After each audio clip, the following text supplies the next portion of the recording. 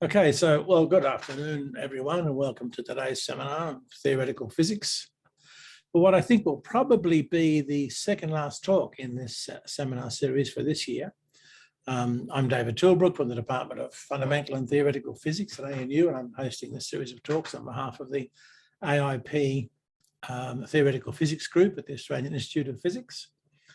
I'd like to start, as always, by acknowledging the people of the Ngunnawal Nation, the traditional custodians of the lands upon which ANU is located. And of course, we also acknowledge and recognise the traditional custodians of lands all around Australia. We pay our respects to their elders past and present.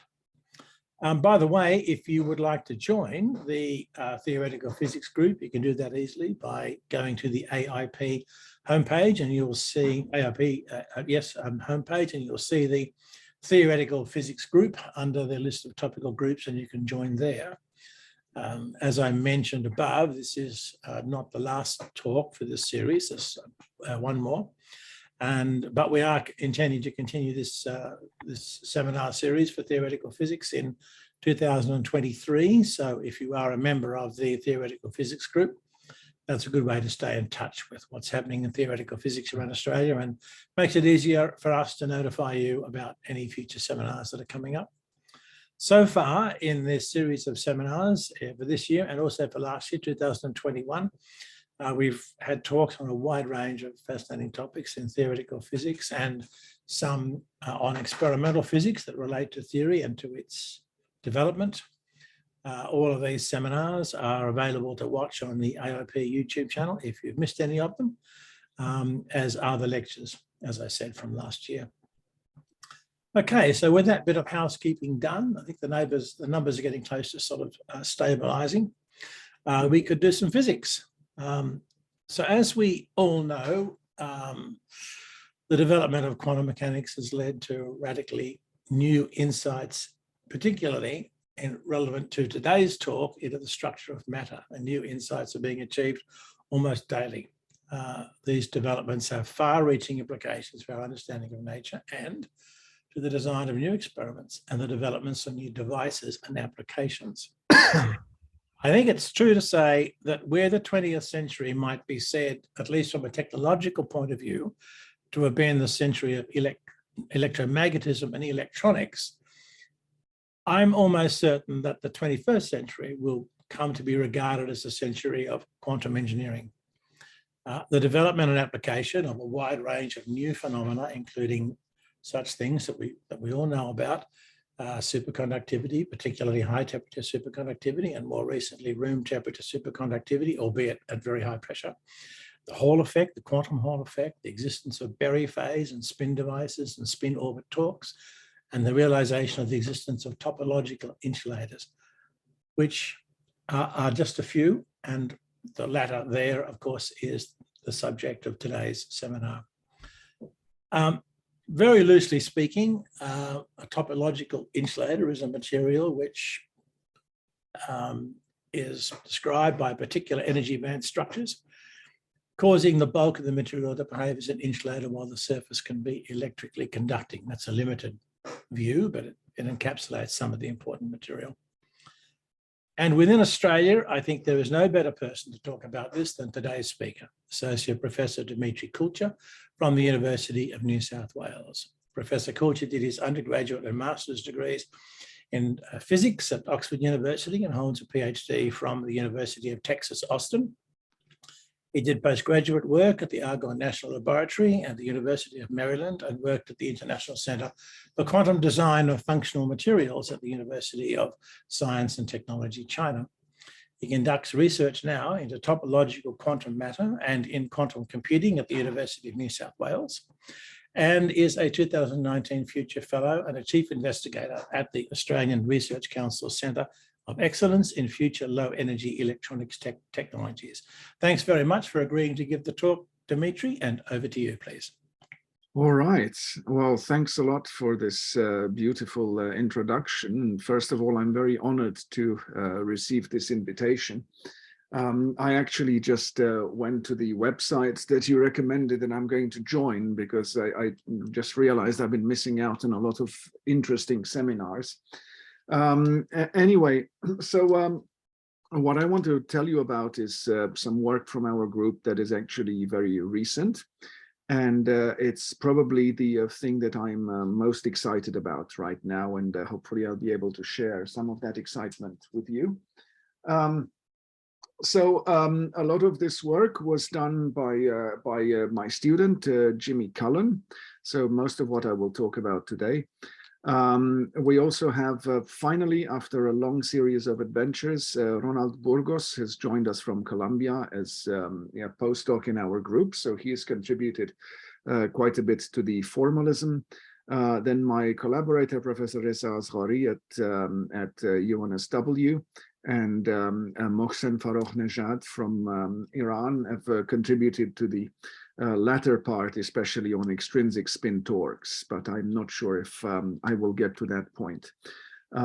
So this work is funded by my future fellowship, and two of the papers that I'm going to talk about are these archive papers that I'm circling here. And there is another one in the making, which should be out within, by the end of next month. Okay, so the topic is spin transfer torques and the spin Hall effect arising from the bulk states of topological insulators. Now, the motivation for this, as David has already mentioned, is very strong. And essentially, so I'm showing here some prototype devices of the kinds of devices that we're taking in that we're considering here. You have a ferromagnet. Let's look at this device on the right. You have a ferromagnet. That's the top layer in contact with some topological material. In this case, that's a vial semi-metal. And the ferromagnet has a magnetization. And you want to switch that magnetization. And ideally, you want to do that in an all electrical way. Okay, so 20 years ago, people were looking at switching magnetizations using magnetic fields. But for the purpose of making devices, that is not very economical. So magnetic fields use up a lot of energy. They're also hard to flip. They're hard to localize, et cetera, et cetera. And you do not want for integration with current technology, you do not want something where you have to use magnetic fields. So then there was a huge effort, a huge effort started in the late 2000s, looking at how to flip, ways to flip magnetizations using electric fields alone. And these generally rely on the spin orbit interaction. So there was, of course, a lot of research into spin transfer torques in the 2000s, where you don't need spin orbit. But later on, with the rise of topological materials, people realized that essentially, since topological materials have very strong spin orbit coupling, then you can put a topological material in contact with a ferromagnet. Then you drive a current through the topological material and some interesting things happen there. And those interesting things can cause the magnetization of the ferromagnet to flip. Okay, now this recently, this experimental success has actually been quite spectacular. So there have been papers where they observed this magnetization switching, in fact, in a structure comprising a topological insulator and a ferromagnet. So they observed magnetization switching at room temperature, and that was already 5 years ago. However, okay, so even though the largest effects have been observed in topological insulators, there is still quite a bit of, quite a lack of clarity as to where they, where they originate and which one is dominant. And this is, this is why we came in. We're hoping to shed some light on this issue. There are, so as David said, topological insulators are very special materials. And I'm going to show you a figure very shortly, illustrating why they're special. but they have contributions that come from both from the surface and from the bulk of the material. Now, ideally, you wouldn't, at least for the purposes of, topological phenomena, Majorana fermions, and so on, you don't want the bulk contribution, but the fact is it tends to be always there. And there are contributions that are coming from the surface states. There's a spin polarization that is generated by the surface states when an electric field is applied due to the spin-orbit interaction. So I'm going to explain how that comes about. And there is also this famous spin Hall effect, which people claim is coming from the bulk states. There's been a lot of work on relating, spin torques to the surface states. There has been, in my opinion, next to no work on this spin Hall effect contribution and what might be coming from the bulk. And what other contributions one might expect from the bulk. So this was one very strong motivation for us to look at these effects, because it seems that there is a gap in understanding. So I'm going to give you an overview in this talk of topological insulators and what kinds of spin, the mechanisms that we believe give rise to spin torques. Then I'll discuss briefly the model that we used, so the theoretical model to describe topological insulators, and then also briefly the theoretical methods that we used to calculate the spin torques and the spin Hall effect. Then the results. I strongly suspect I will only go over what I've labeled results 1, which is the bulk contribution, which is coming from this so-called spin transfer torque. Also the insights that we've obtained quite recently on the spin Hall effect. And then I will give you a summary of where we are now. And I have some pictures that I think summarize the physics. So what is a spin torque? Essentially, you have an interface between a non-magnetic material and a magnetic material. So in this case, it doesn't have to be non-magnetic, but let's suppose it is. And in one way or another, you generate a spin polarization out of equilibrium in this non-magnetic material. And when the spin polarization comes into contact with the magnetization, then it exerts a torque on the magnetization. Okay, so if we want to determine this, to determine this torque, so we can use some symmetry arguments. And there are essentially 2 main contributions here that so we've singled out. So SI is basically the spin density. Throughout this talk, I tend to use the word spin density and magnetization interchangeably, but I'll try to be disciplined. They are ultimately the same thing. They only differ in some multiplication factor. So there is a coefficient that relates the spin density directly to the electric field. That's this Kij. This is the so-called spin orbit torque. So this is rather the term that gives rise to the spin orbit torque. And on top of that, there can be terms that come from the gradient of the magnetization. This is the stuff that people discussed in the early 2000s. This is basically the spin transfer torque, right? So you have contributions that have nothing to do with the magnetization of the ferromagnet. That's the spin orbit torque. And there are contributions which have something to do with the magnetization being inhomogeneous. And of course, it is inhomogeneous because at the interface, the magnetization has to decay, right? So it will have to go down to 0 when you join the magnetic and non-magnetic materials together.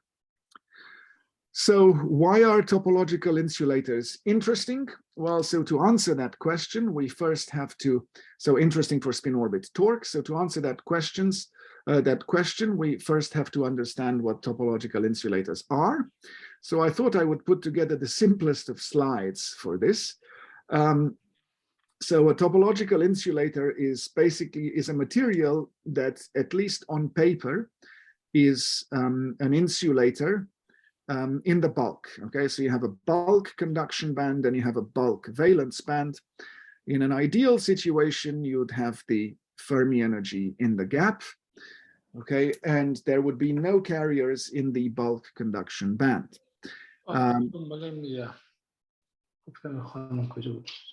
Reza, can you mute yourself?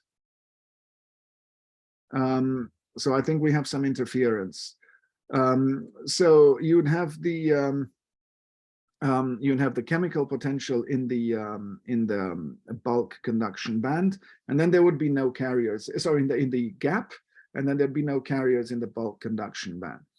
Now, people discovered that some of these materials, such as bismuth selenide, bismuth telluride, and so on, they have these interesting states that exist in the gap, and of course they are localized on the surface. Okay, and these states take the form, they're basically linear. They join the bulk valence and bulk conduction bands, and they form essentially what looks like a Dirac cone. Okay, of course there are some huge approximations in the way I've drawn this figure. It's not always completely linear. The crossing is not in the middle of the gap and so on, but this is the main idea. Now, as it turns out, the materials that people use for as topological insulators, so let's say bismuth selenide, there is a lot of unintentional doping. So there are vacancies and so on. And the fact of the matter is you always end up having some carrier density, some finite carrier density in the bulk conduction band. So these materials were sold as, they were one of the many things that generated a lot of hype in, around 2010 and so on. And people were looking for edge states and a lot of other things. They quantized the anomalous Hall effect. And in all those applications, it was disadvantageous that there was this conduction coming from the bulk, all right? Now, later on, people realized that they can join it, so Dan Ralph's group did the first experiment, that they can join these topological insulators to ferromagnets, and then, all the spin dynamics that's happening in the topological insulator actually helps to flip the magnetization, all right? What I'm trying to get to is that the magnetism people didn't care about the fact that there were carriers in the conduction band, okay? As long as it helped, right, to get a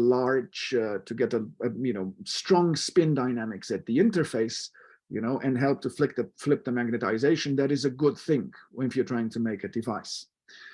All right, so then topological insulators really took off in magnetism circles. So then, part of the reason that they have been of so much interest is because all these phenomena, the existence of these surface states, what the bulk carriers do. So all of these are strongly related to the fact that the spin-orbit interaction in topological insulators is very strong. And because of this, the surface states actually give rise to a spin polarization when you apply an electric field. So I'm going to show very shortly how this occurs.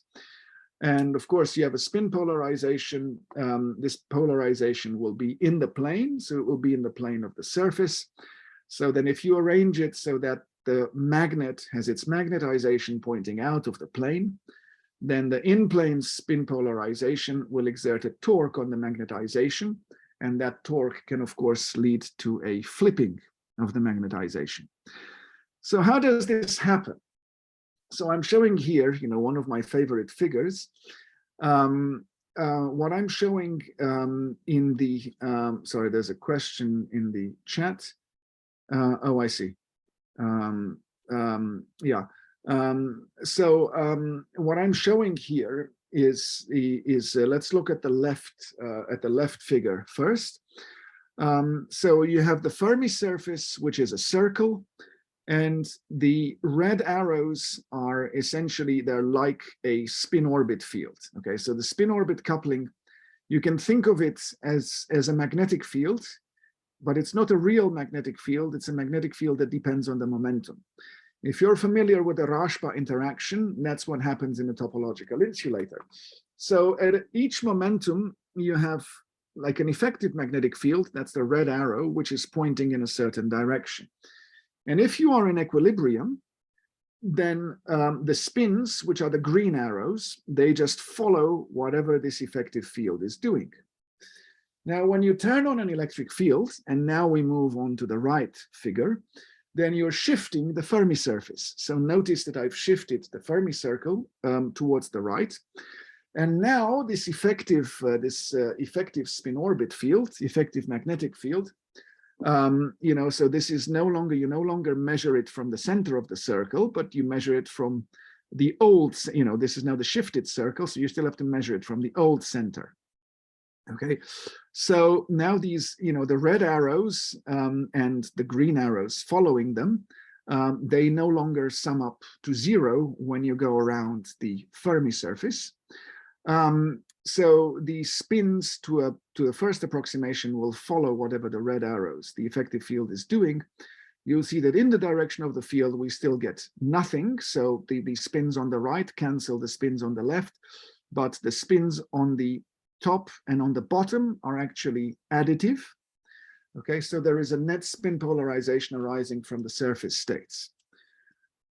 This is well known. Actually, for topological insulators, it was also our paper that predicted this first in 2010, right? And then when Dan and Ralph did the experiment, they finally cited our paper.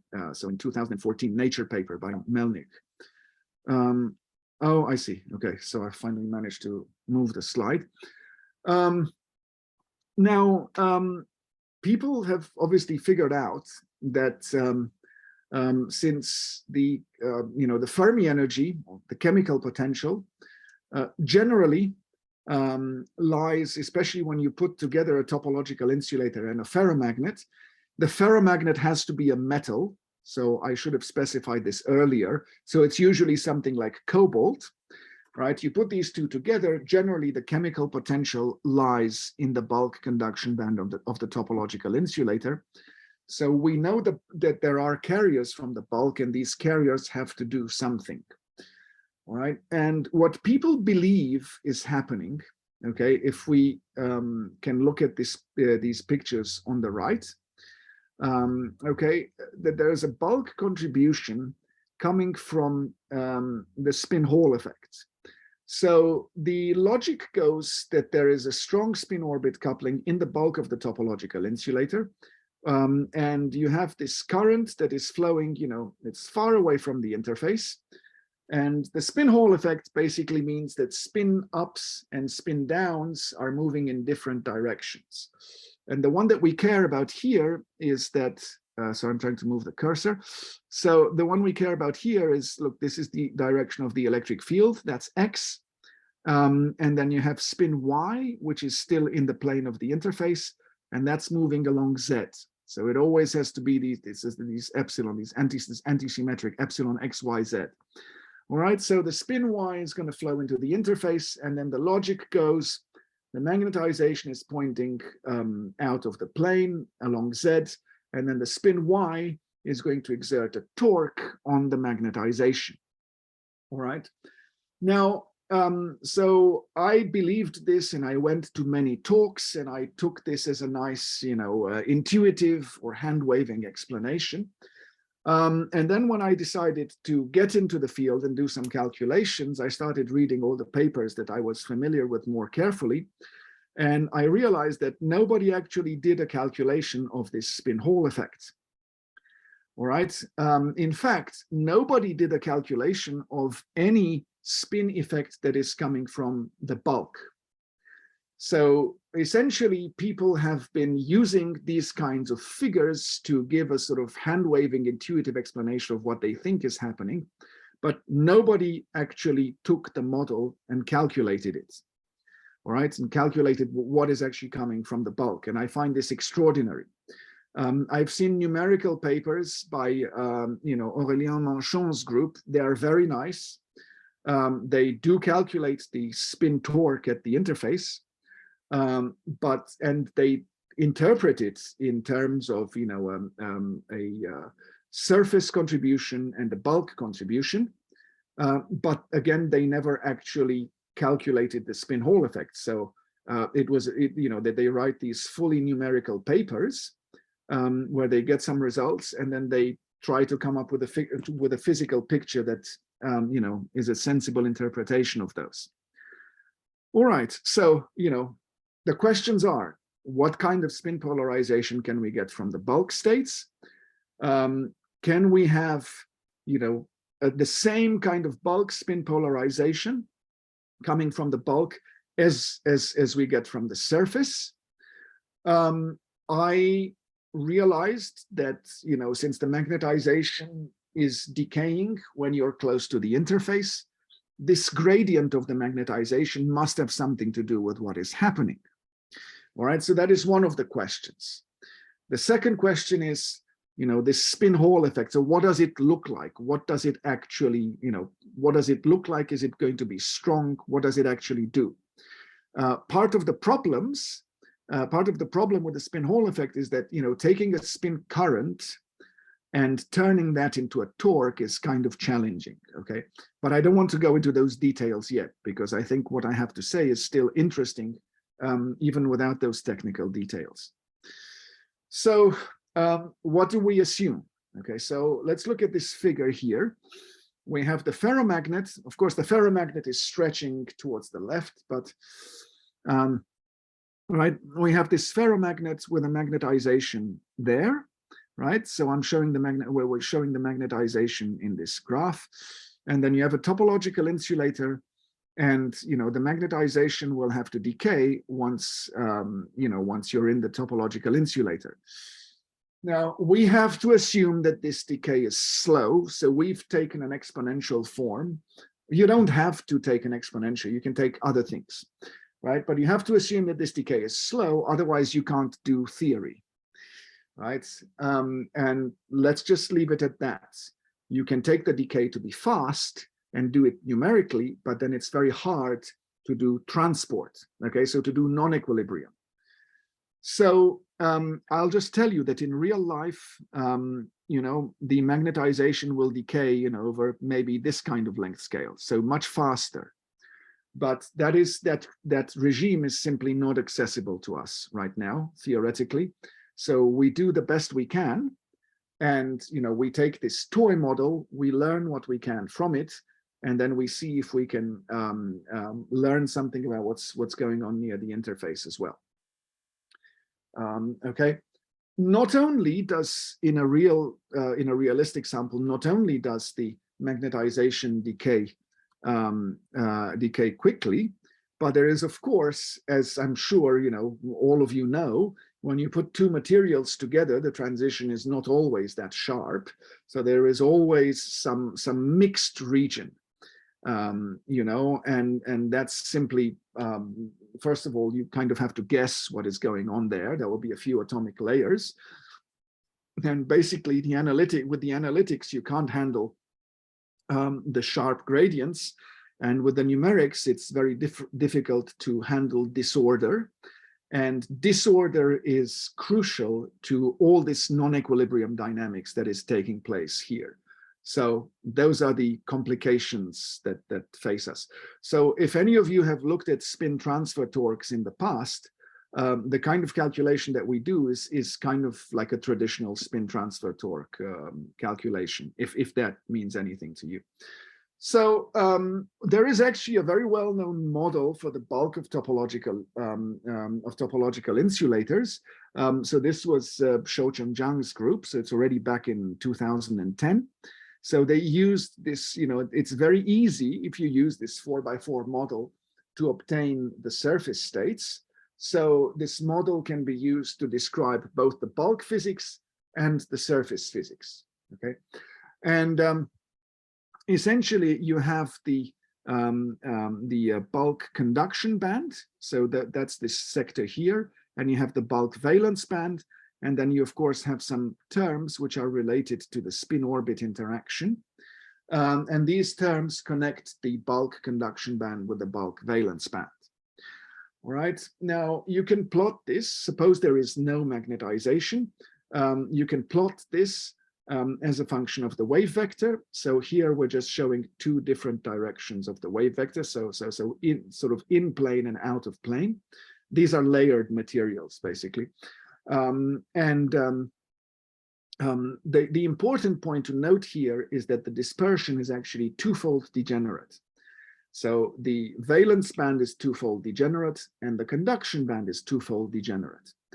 Now, in our calculations, we actually used the 4x4 model, but for the purposes of this talk, it's very, it's much clearer if we simply, we use a Schrieffer-Wolff transformation, which means we can do perturbation theory in these off-diagonal terms, and we can derive an effective Hamiltonian purely for the conduction band. And I am talking explicitly about the bulk conduction band, okay? Because all the surface state, everything you ever want to know about the surface states and the spin orbit torque and spin transfer and everything, that was all done by Professor Nagaosa's group and by Daichi Kurebayashi, who's actually at UNSW now. All right, so that space has been filled and I think it's reasonably well understood. So the Hamiltonian that describes the bulk states, the bulk conduction band, is something that I called H0. So that's the kinetic energy. That's just the boring scalar. There's a Zeeman interaction, and this is this is purely the interaction with the magnetization, it's spin dot magnetization. There is the electrostatic potential, and there is the disorder. So that is basically the applied electric field, and this is the disorder potential, which is always there. All right, the interesting thing that happens, and I think this slide is kind of key to everything that I'm going to say. The interesting thing is that is this addition to the Hamiltonian, which is an effective spin orbit field that you get when the magnetization is turned on. All right, so when you take the bulk states of a topological insulator and they interact with the magnetization, in addition to this Zeeman term, spin dot magnetization, you end up with an extra spin orbit field, which depends both on the magnetization and on the wave vector. Okay, the form is reasonably complicated. There are several terms, but that is the main message. You turn on the magnetization, you turn on the spin orbit field. So this is like a Rashba spin orbit field, except it depends on the magnetization. So you have both the magnetic component and the spin orbit component in the same thing. If you turn off the magnetization, the spin orbit field goes to zero. It's simply not there. All right. And this is also what makes the situation so complicated, right? So, so what do we do? Okay, so what we do is very similar. It's essentially equivalent to Coulomb or to Keldysh. It's actually very, very similar to Keldysh in spirit. So we take the quantum Liouville equation that describes, what the density matrix does, and we want to work out, so for the Liouville equation for the density operator, and we want to turn that into an equation of motion for the density matrix. And on top of that, we want to be able to deal with spatial gradients as well as the wave vector at the same time. So we have to apply the Wigner transform to the kinetic equation, and that will account for the fact that the magnetization is inhomogeneous. So having obtained this kinetic equation, we solve it perturbatively in the gradient. So the first thing we do is we throw the gradient away, and then we solve the homogeneous equation. So that is this one here. And then we add the gradient, and the gradient will become essentially a driving term on the right hand side. Now, maybe we could just spend 30 seconds looking at this homogeneous equation here. The point is, we take the quantum Liouville equation, and at least for the homogeneous case, we bring it into a form where it looks very similar to the Boltzmann equation. So rho E, that's the correction to the density matrix in an electric field. ddt, of course, is just the time derivative that you get in any kinetic equation and in the Boltzmann equation. You have a scattering term that we call J, and then you have a driving term that depends on the derivative of this, essentially the equilibrium density matrix. Rho 0 is the equilibrium density matrix. So these terms look very similar to the Boltzmann equation, except of course we have this commutator term, and this actually makes life very complicated. And this commutator takes into account all the interband dynamics, so all the spin Hall effects, right? Certainly one of the spin orbit torques and a bunch of other dynamics comes from the fact that this commutator is present there. And of course, once we put in the commutator, the equation becomes very difficult to solve. All right, so we have a kinetic equation which we solve in linear response in the electric field.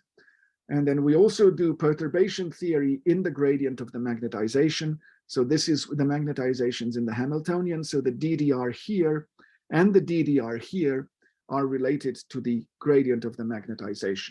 And then at the end of the day, we collect all the terms and we figure out what, how big they are and what they mean.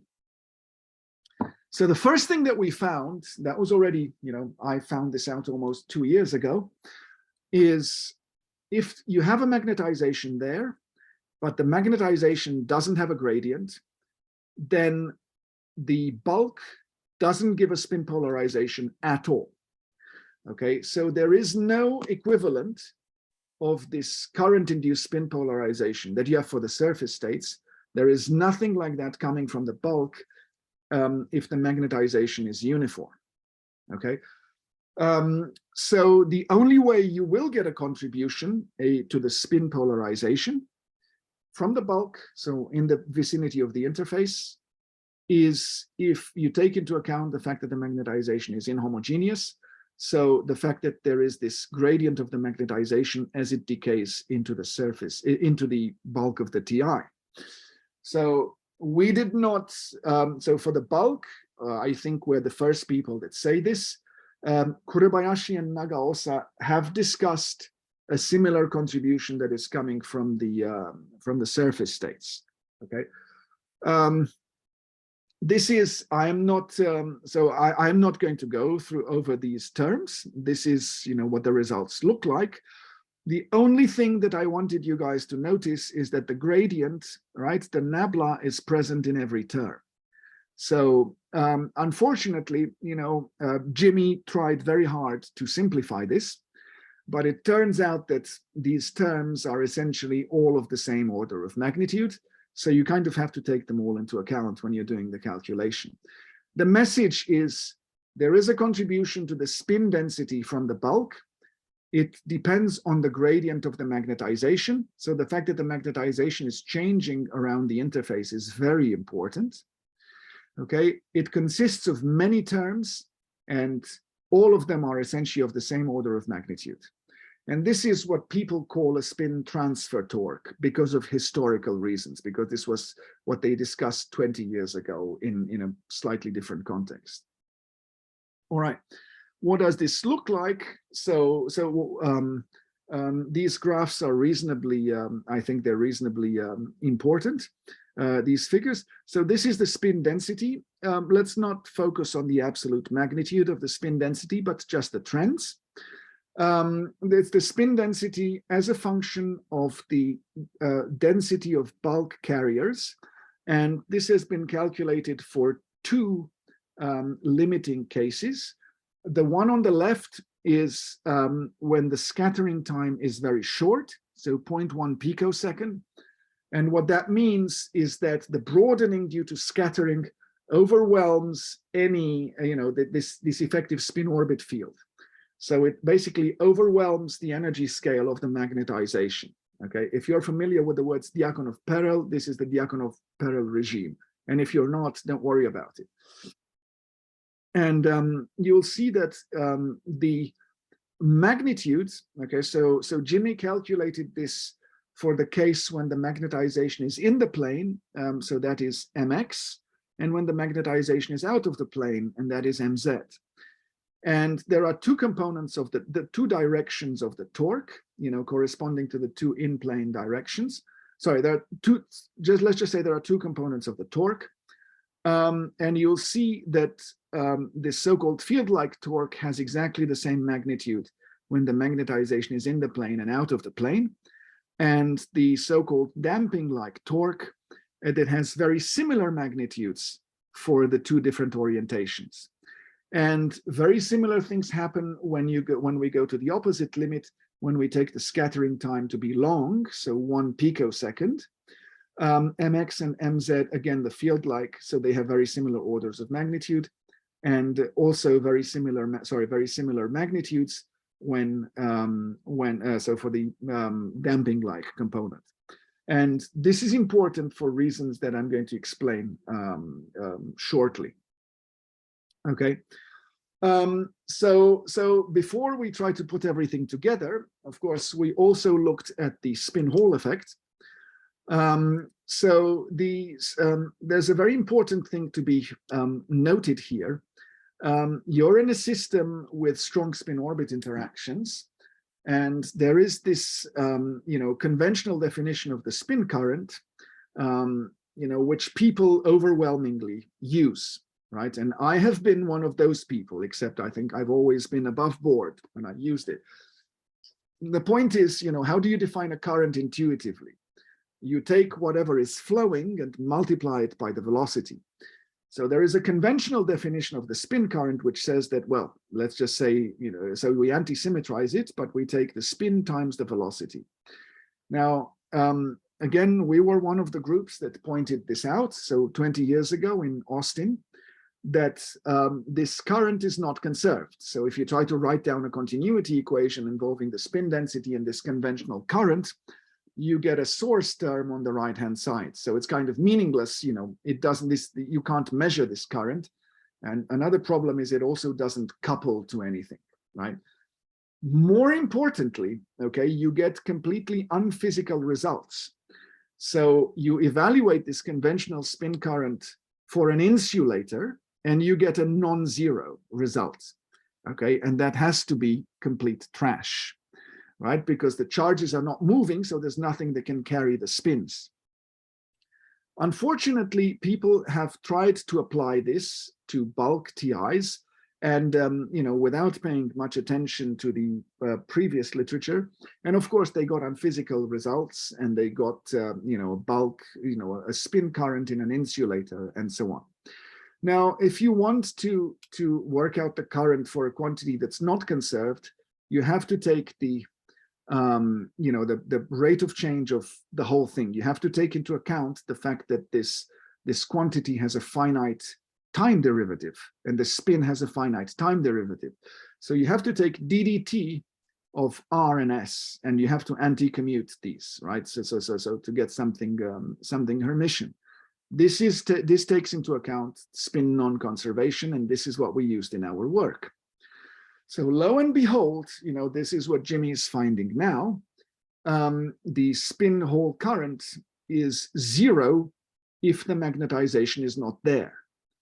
This is an extremely important result, yeah, because it means that in the bulk of the TI here, when the magnetization has decayed to 0, there is no spin-Hall effect, period. Yeah, so this picture that has been shown, hundreds of thousands of times, showing that there is some spin-Hall effect coming from the bulk, and everybody assumes it's this intrinsic, spin orbit driven spin-Hall effect, is simply not there.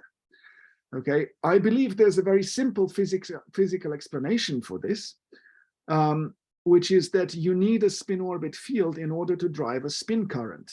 And if we just established 10 minutes ago that if there is no magnetization, there is no spin orbit field. That's too much to go into now, okay? But the point is, if you want a spin current, these bands here, yeah, the conduction band, they have to be split somehow. It can't be degenerate. you need some splitting between the bands, because the spin current is essentially related to this precession between these spin split bands. So people said, oh, you're not taking into account the anisotropy, you're not taking into account the warping terms and so on. Actually, we are, yeah, but it doesn't matter. It doesn't matter, because these are all interactions that have nothing to do with the spin. Okay, so you can take into account the anisotropy, you can take into account warping terms, whatever, complicated band structures. The point is, the conduction band is twofold degenerate unless the magnetization is there. And if it's twofold degenerate, you can't have a spin current, period. So how do we put everything together? So this is a figure that Jimmy drew for me about a week ago. So a version of this is going to come up in our, is going to be there in our paper. So we have this ferromagnet, and we have a topological insulator. Okay, the magnetization, in a real sample decays somewhere in the, in the vicinity of the interface. Okay, and what you have is you have a spin density in the vicinity of the interface. That's basically the spin transfer torque. Now, in the vicinity of the interface, when the magnetization is non-zero, you also have a spin Hall effect, because you have a spin orbit field.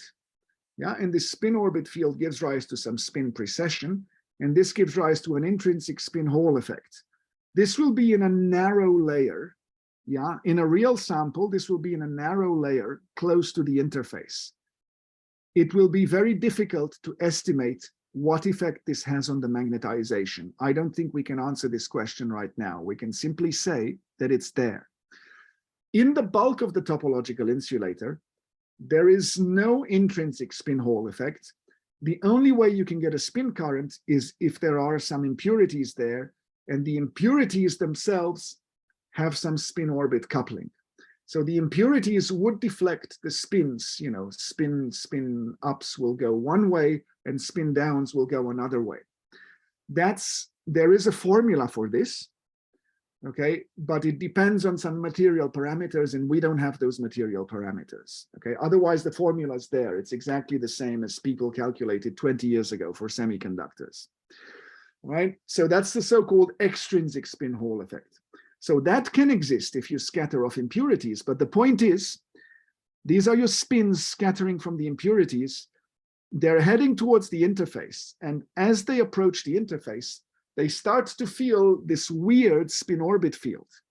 Yeah, the one that's coming from the magnetization and the spin orbit in the bulk. And this weird spin orbit field is causing them to precess. And as they precess, they get randomized and this current is destroyed.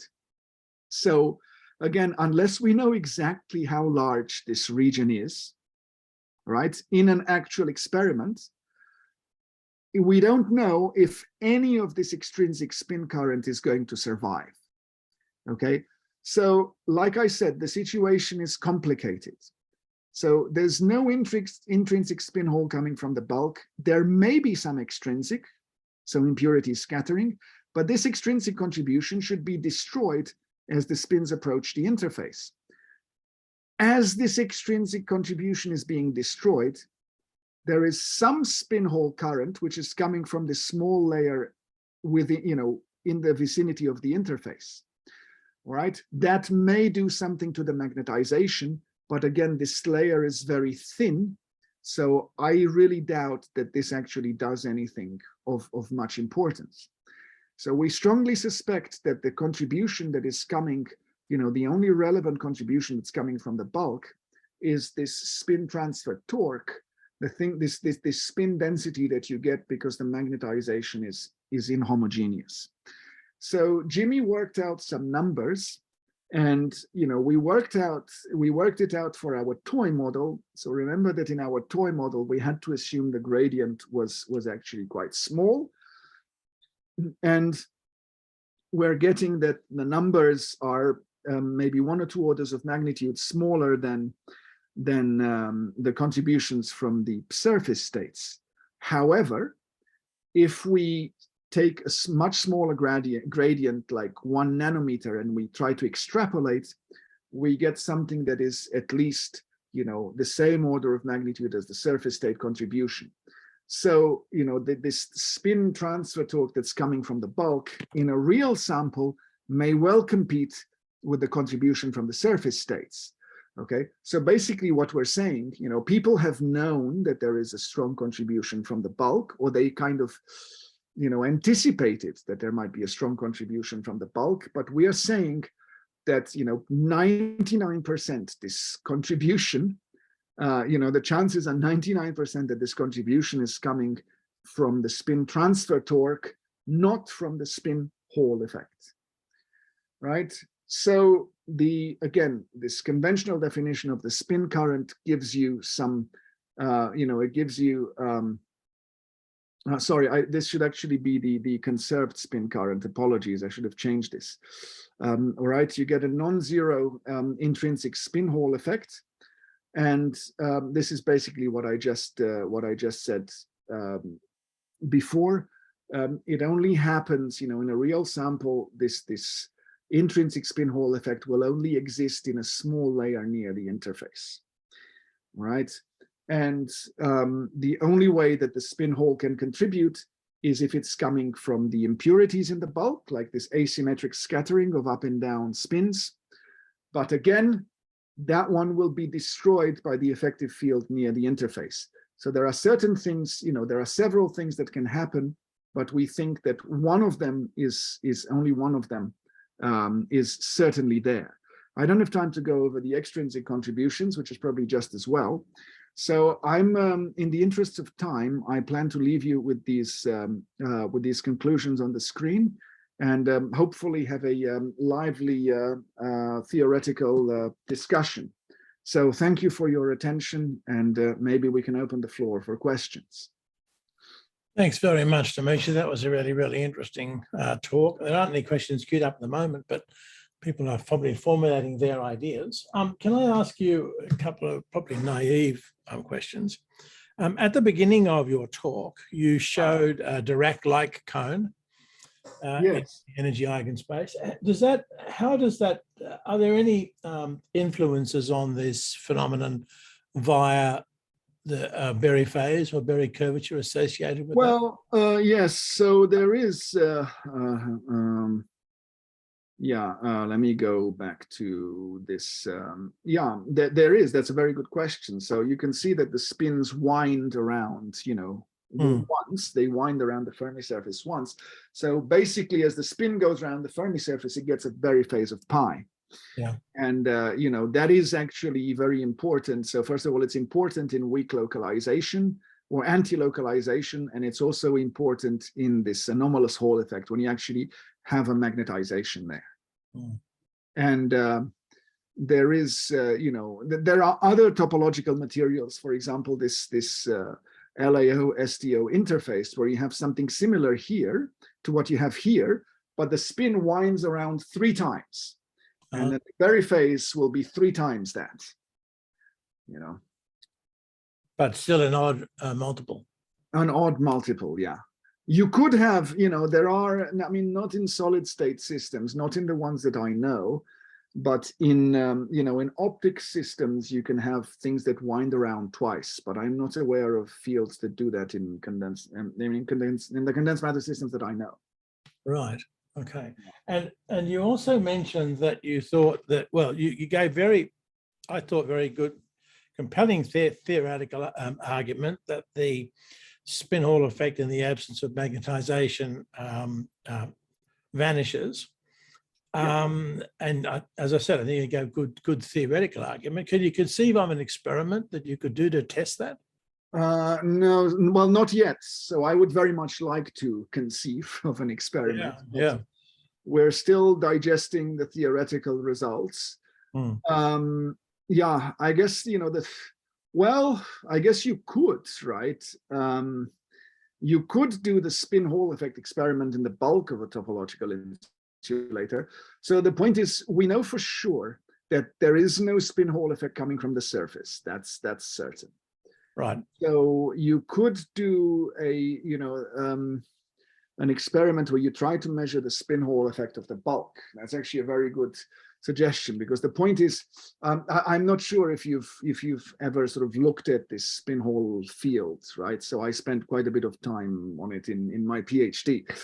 But the point is if you do have a spin Hall effect, then there should be a spin accumulation at the edges, so at the surface, right? And that is something you can measure with Kerr rotation, with dichroism or something, right? And so in principle, something like this could be done, and something could also be done, you know, Valenzuela and Tinkham. I mean, Tinkham, the superconductivity Tinkham, right? Michael Tinkham. So they did this experiment where there is like an inverse spin Hall effect if you couple this to a ferromagnet,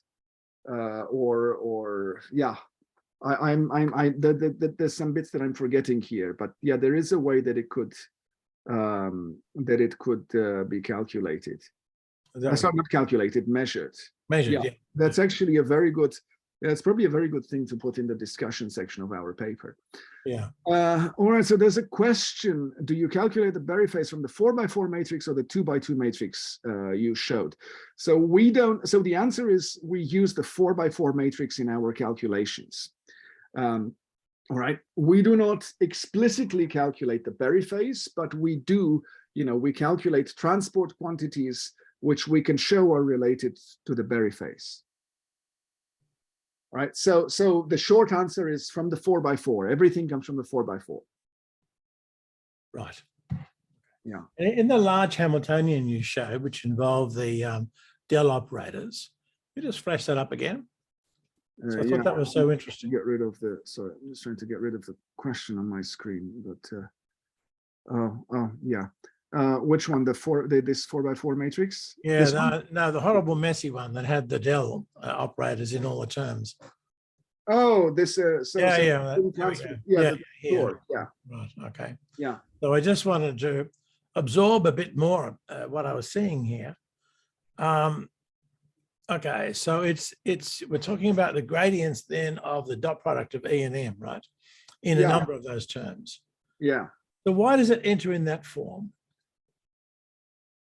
So essentially there are various combinations that are consistent with the rotational symmetry of you basically ask yourself, you know, how many vector combinations can I write?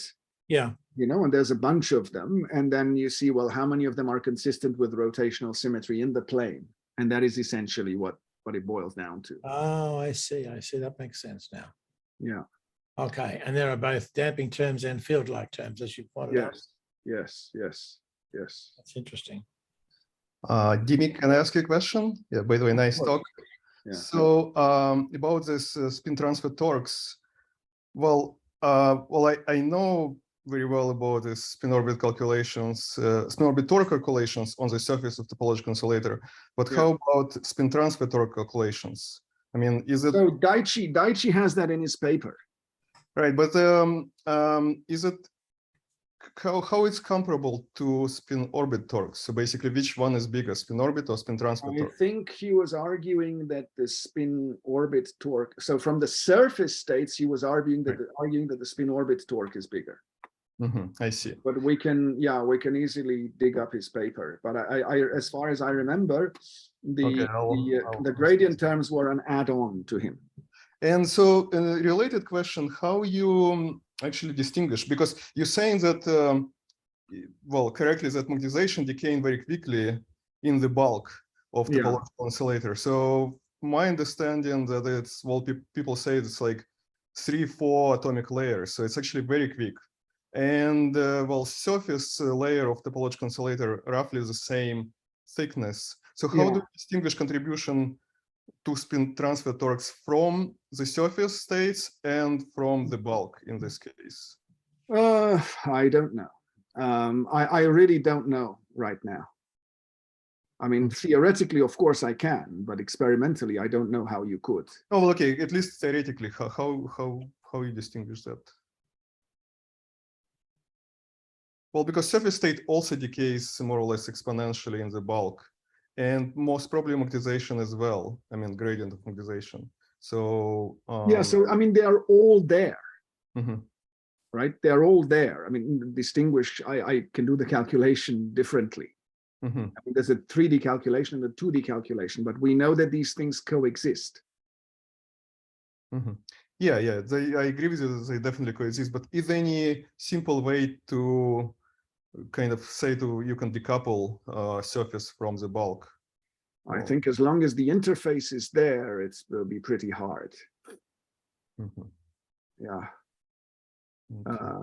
So other than having some sensible estimates, unless you can show that one of them is like an order of magnitude larger than the other. Yeah. You know, I guess part of the, so okay, so here is one thing which I think is directly relevant to what you're saying. So how could you, we haven't done this, but how could you do it, is to basically do a 3-dimensional calculation for the surface states. You know, a calculation in which you take into account the spatial extent of the surface states. Yeah, but you see what I'm saying? Right. Okay, yeah, that's a good point. Yeah. But you get the same terms for the surface, because I remember that in Dutch's paper, only some of these spin transfer torques are there. Not, I think, not all, you know, which you have here for the bulk. I was hoping that maybe for the bulk you have some symmetries which you don't have for the surface. No, right? Because it's a layered. It's basically a layered material. So you have. I mean, there's a strong asymmetry between the, like, you know, interlayer and intralayer. Yeah, which is kind of like having a surface. So between K parallel and KZ, there's a strong asymmetry. So that's like having a surface. All right. Okay. So you do have the same symmetries then. Okay. Yeah. All right. Well, thank you. Thanks. Yeah. Well, thanks very much, Dimitri. I don't see any other questions at the moment. So if I may, thank you once again for a really fascinating talk. I'll remind everyone. Yeah. I'll remind everyone that this talk will be available to watch again on the YouTube channel within a few days, as soon as we can get it up. And thank you all for coming, and thank you all very much, Dimitri, for a fascinating talk.